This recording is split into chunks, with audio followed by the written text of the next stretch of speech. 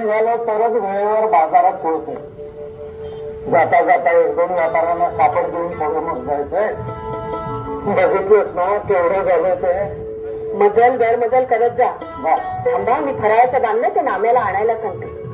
कुठे गेलाय या कुणास गाडीची मदत नाही या पोराची.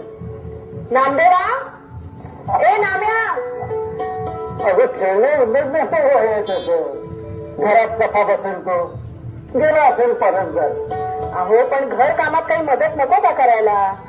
सारखा एक तर खेळत तरी असतो, नाही तर मुलांना जमवून विठ्ठल विठ्ठल भजन तरी करत असतो.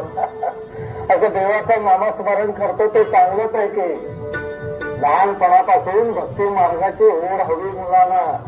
आई आई आई आई तू बोलावलंस मला. या या नंदुबा या. बसा नंदुबा.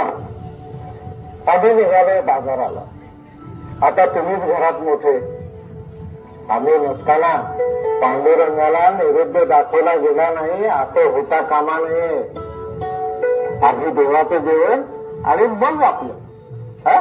बाबा मी काही काळजी करू नका. मी जाईन देवाला जेवायला आणि त्यानंतरच मी जेवीन.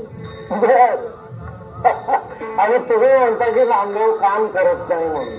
बघूया ना नैवेद्याच्या वेळेस ते हजर राहतोय का ते. आई बाबा घरात नसताना मीच घरात पडला ना, मग मला सगळं काम जबाबदारीने बघावंच लागणार. खरंच रे सोन्या.